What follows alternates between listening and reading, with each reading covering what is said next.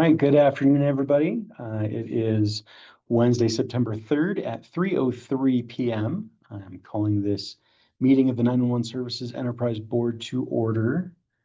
We do have a quorum. Is there anybody who has any changes to the agenda?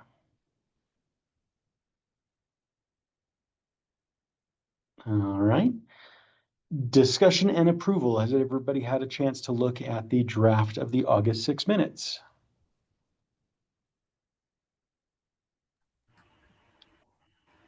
Any changes, motions, or otherwise? I'll move to approve. Second. Thank you, Andrew and Matt. Any further discussion or corrections to those draft minutes?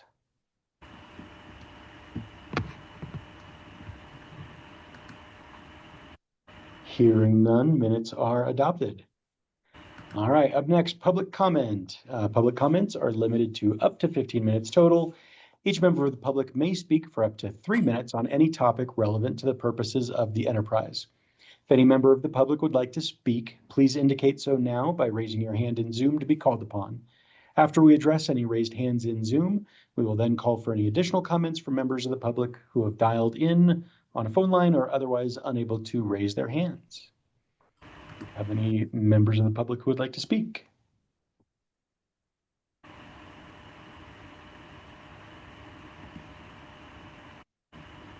All right, seeing no hands in Zoom, are there any members who are unable to raise their hands would like to unmute and state your name to be called upon?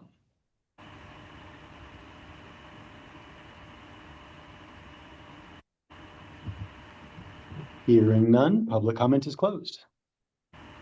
All right, Sage, is there anybody from OIT who would like to speak, or did you have information about the cybersecurity training discussion?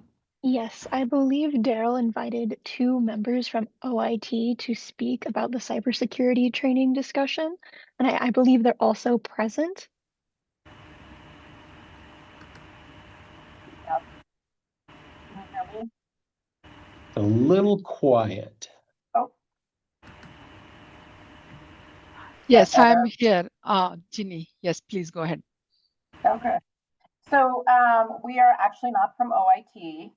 Bindu and I are from DORA. And so what we are doing, we are partnering with OIT with regards to the required cybersecurity training that they have across all state agencies. And so what we have done with the Enterprise Board is there are a number of folks that have state email addresses.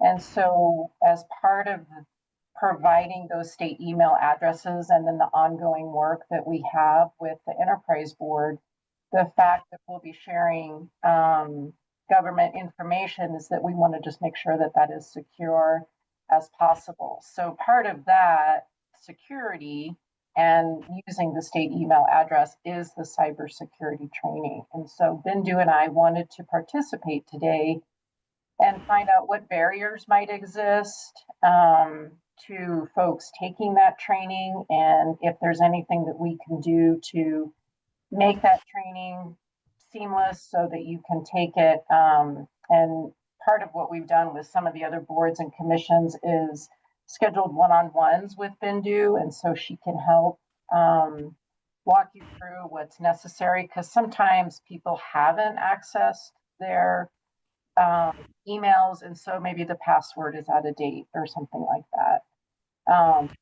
So we are here to introduce the topic of cybersecurity and just find out how we might be able to assist you all in your work for the Enterprise Board.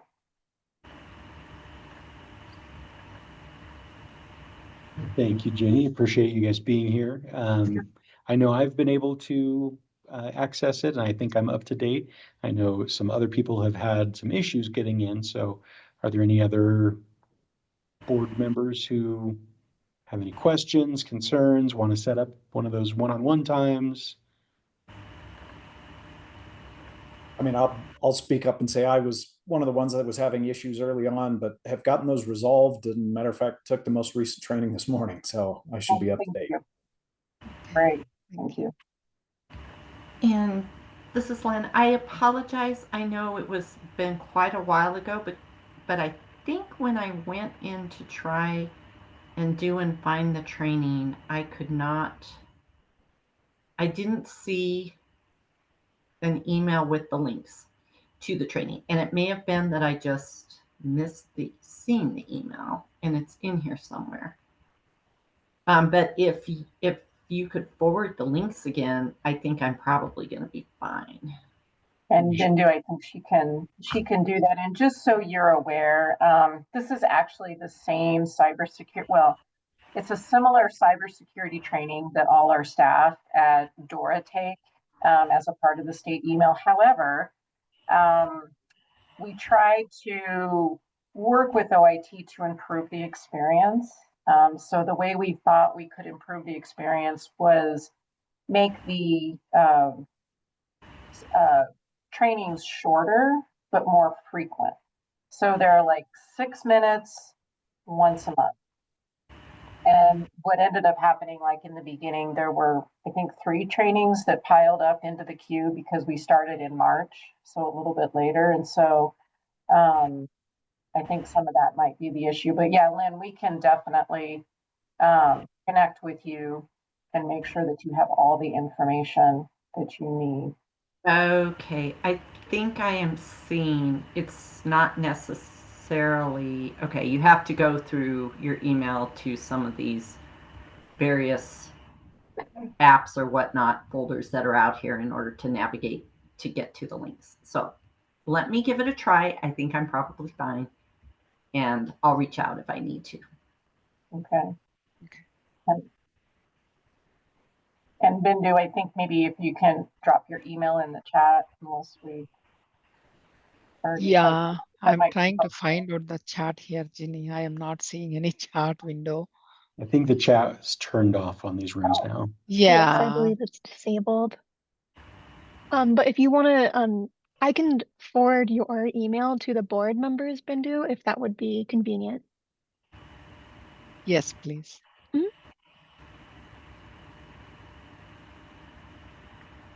Great, thank you very much. Right. Thanks, everyone. Yeah. And let us know if there are any questions. We're happy to try to make this as painless as possible. So that's our goal. Thank you for looking out for us. Appreciate Much that. appreciated. You're very welcome. All I right. second or third that. Thank you. I caught up yesterday, so I don't feel so bad. I was feeling a little bad there for a few days. I'm good now. Thank you for doing that. We really appreciate all that you guys do, all your work on the board, and then all your willingness to go through the bureaucracy that we have. So greatly appreciate it. Bye. Thank you so much. Next up, project priority setting. So we have, based on our submitted budget, we have our set priorities of partnering with the 911 Resource Center, GIS support, language accessibility, and local authority grants. So anybody who would like to discuss thoughts toward priority setting and what that might look like for you.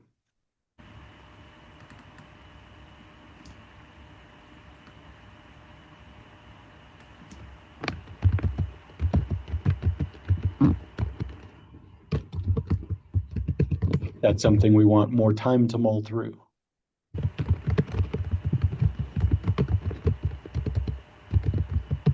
All right, we're going to be a quiet group today. All right, be considering that. Obviously, we've got a few months before any money is expected to come in from the enterprise fee for next year, but it is something that would be nice to have sooner than later so we can start getting our ducks in a row and be ready to help the 911 community as soon as we have that opportunity and availability. Michael, just so I understand, is is this particular item, is there a way that makes sense that we go about it? Like, are we looking to, within those categories of funding areas, looking at kind of a high, medium, low, or what do people think is the most helpful in terms of trying to weed it down for purposes of priority setting, looking at those individual projects, submittals, doing high, medium, low, whatever. I'm not sure how to best go about it. Sure. I guess the way I think of it within those categories, so we'll take GIS, for instance. There Mhm. are the statewide efforts. There was the submission regarding the agency that needed agency support. So kind of what are we looking to do for GIS support? And, to your terms, high, medium, low, where do we think the most effort and the most benefit will be? Is it trying to get money out in support of localized efforts, the statewide effort, somewhere in between? Where do you see a kind of categorization or a framework around what that looks like? Matt, go ahead. In the GIS category, there seems to be wisdom in the enterprise board waiting and reviewing the outcome of the resource center's GIS project with the vendor that they choose. I think that project might be done by end of year, possibly. And in that report might possibly be a GIS data gap analysis that will show us varying levels of GIS data readiness and availability or lack thereof. And that will inform, potential for this board to then provide funding for local activities for, I think, to start with, folks that have no GIS, but will be required to have GIS for Next Gen 911. Thank you. Yeah, I think that's a perfect example of, a framework and a direction to be thinking about this. Yes, Amy. During one of the meetings, recent meetings, I want to say it was 3 or 4 meetings ago, maybe Michael, you had created or somebody had created kind of a spreadsheet that listed out all of the requests kind of by request. And I can't find that. Is that something that was sent out or can we send that out? It's just nice to have it all centrally located. It might have been sent, but I cannot find it in my email. So Yes. this is, yeah. So I will send that out through, I'm guessing I have to go through Sage. So I will get that link to Sage and Sage can forward that on to everybody. That would be great. Thank you. Absolutely. Did we Yes, have ma'am. a sheet like that, Michael, that included any sort of ranking column? We did not go, not to my recollection, we didn't rank them. We just kind of talked through them. Okay. Might not hurt to maybe put a ranking column in that for each of us to sort of think through. I don't know, 1 to 5, 0 to 5, 0 to 10, something. Makes sense. That's easy enough to add before I send that to Sage. I like that idea.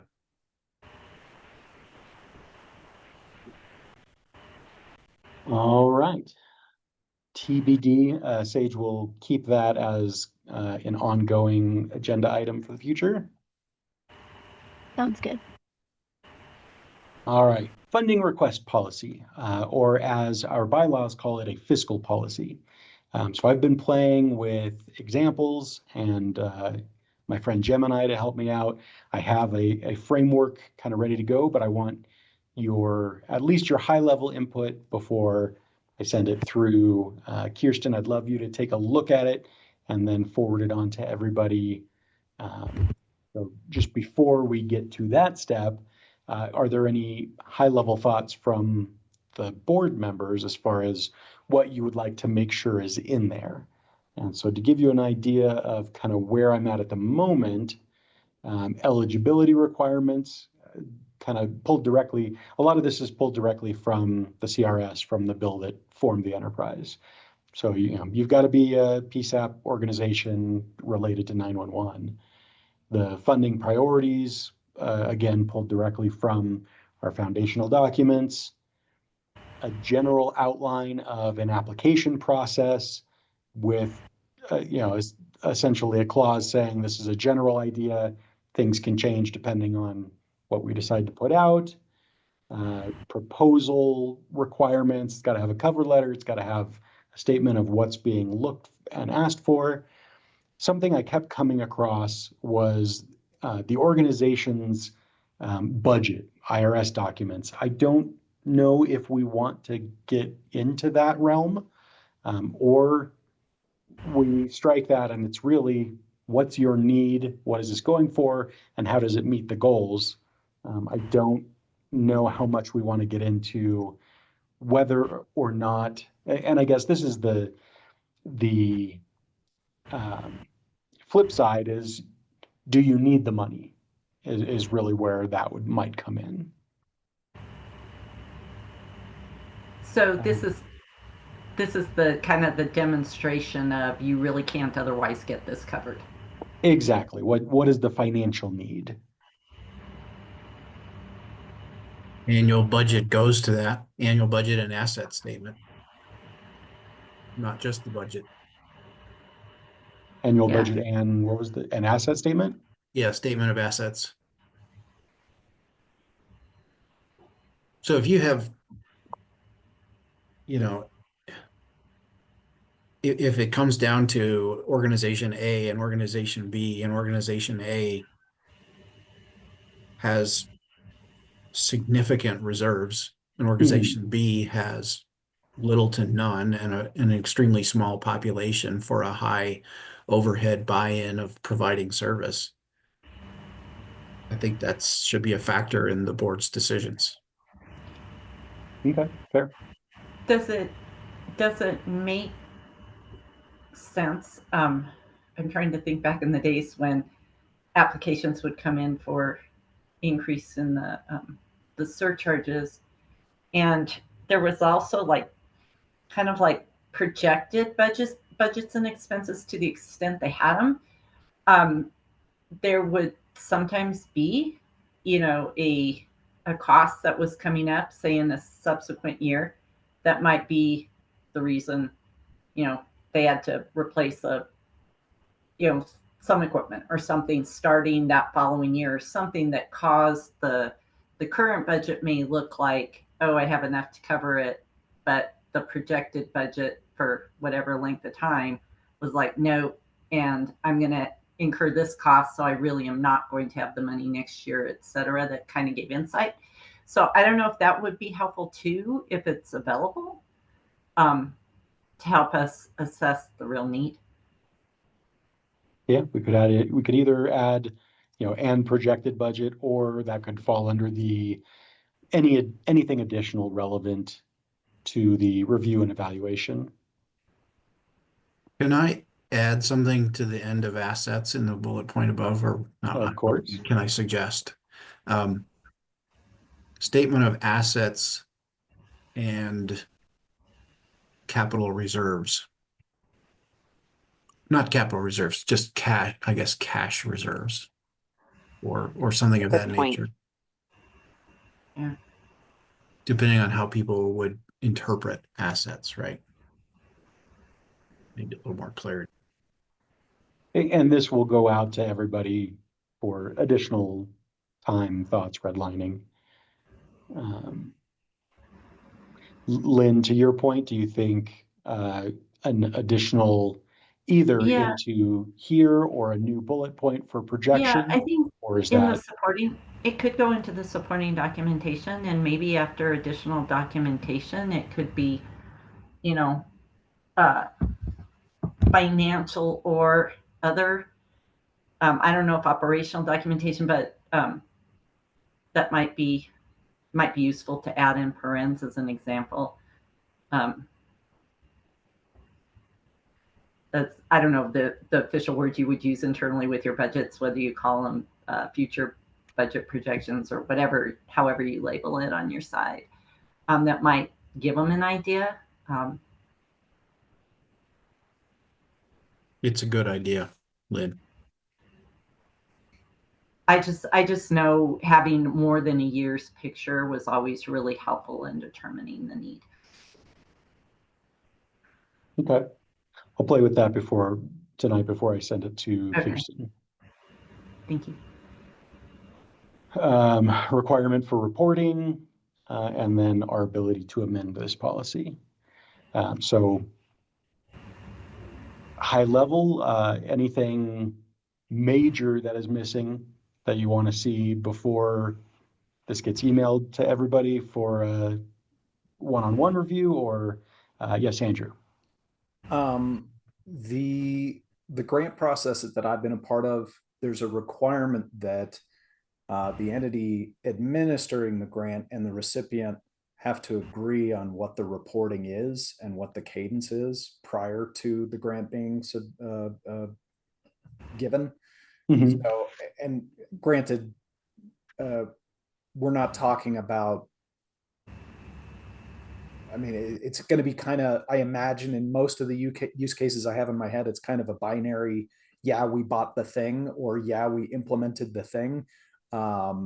But it probably would be good to just have something in there that just says, you know, mutually agreed upon metrics and cadence, something along those lines. Absolutely. So there's a part of the process is a funding agreement that has to be signed with terms and conditions. And then part of the reporting is the frequency of reporting will be determined based on the extent of the project and will be included as a term of the funding agreement. Perfect. I didn't see that. So we can make that kind of a mutually agreed upon.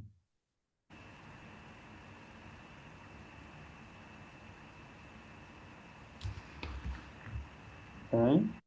So is there anything about this level of policy document, and it may not be until we have to deal with the individual funding agreements themselves, but is there any value, and I don't know if Daryl's on here or Sage would know, in circling back with the finance folks and Dora who are going to be handling all of this to make sure there isn't really anything broadly or big category of anything we've missed that's going to be an expectation on their side? Unfortunately, I would not know, and I believe Daryl is currently on vacation. But I can ask. Yeah. And it may be that it isn't relevant until we get to those individual funding agreements and that level, but I'd hate to get through all of this and then have to come back and redo if there was some category of something we really haven't thought through. That makes sense.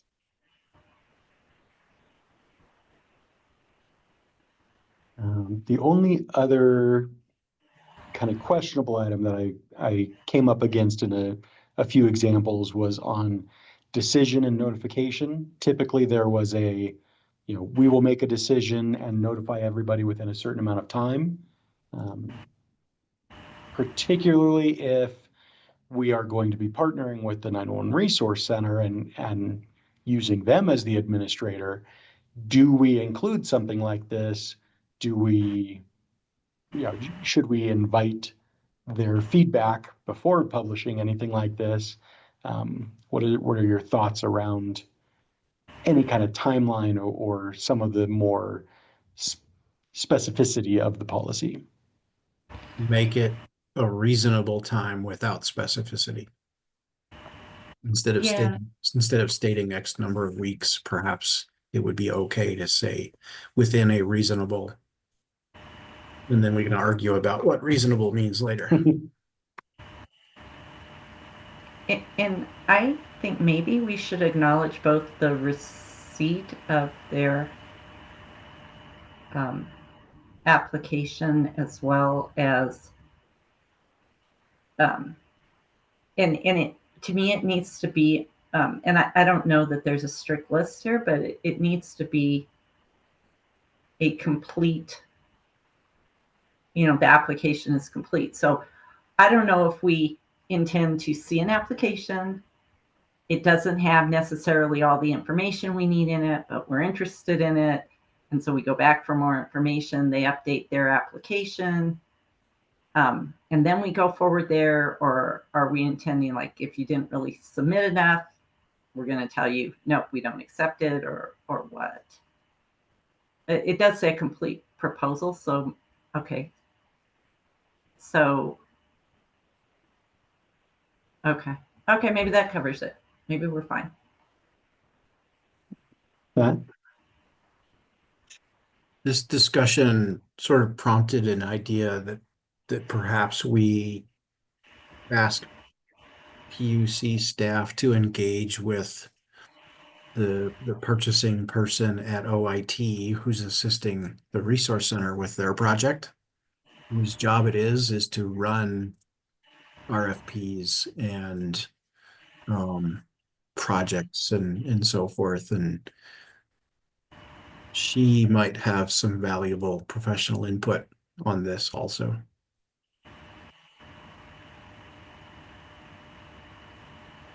Okay, I can go back and ask for that. I am waiting for some additional guidance on contracting as well. So absolutely happy to do that.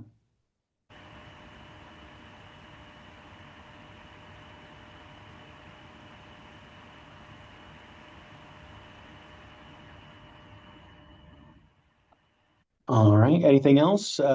Or do we want to, are we good at this point as far as general overview? We'll get this out to everybody to mull over and bring it back to our next meeting.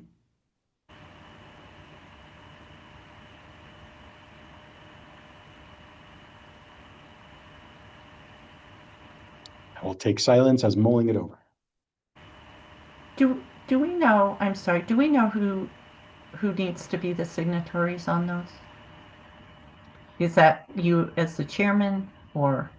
On the policy, or on once we actually start? No, funding? it says funding agreement, assigned funding agreement. That I was is just part curious. of my, that would be part of my question to PUC and DORA staff, as far Okay. as what, and it goes hand in hand with our ability to contract. Are we contracting, or is the state contracting? So that's still Okay. TBD. Okay.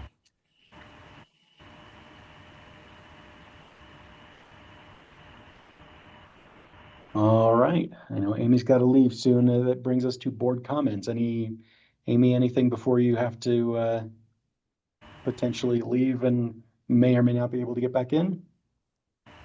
I already hopped back in, so Oh, I perfect. I'm good. I don't have any additional comments. Thank you. Wait. Only other thing I have, Sage, so we have our official bylaws, if we can get those added to the enterprise board website, please. Yes, I can add those to the website. Thank you.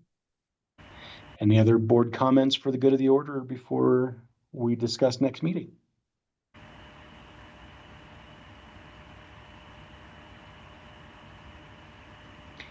All right, so that takes us to next meeting. So we had been doing every other week. It seems like we're in a pretty good spot at this point.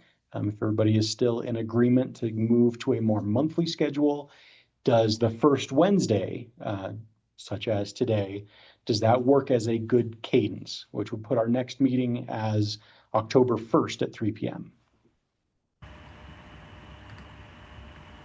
And then we'll just make it ongoing first Wednesday, so every 4 to 5 weeks, depending on how the months shake out.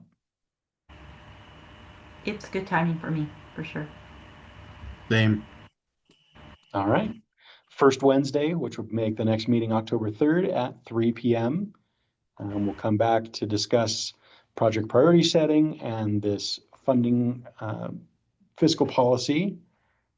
And hopefully, I'm hopeful that I'll have some hard details on a potential contract to discuss.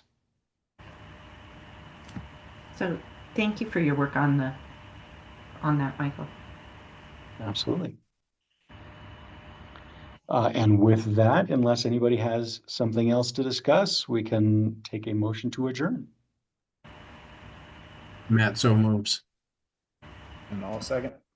Thank you, Matt and Andrew. The motion to adjourn, we will adjourn at 3:33 p.m. Everybody have a fabulous day, and I'll see you next month. Take care, everyone. Sounds good. Take care, everybody. Thank you.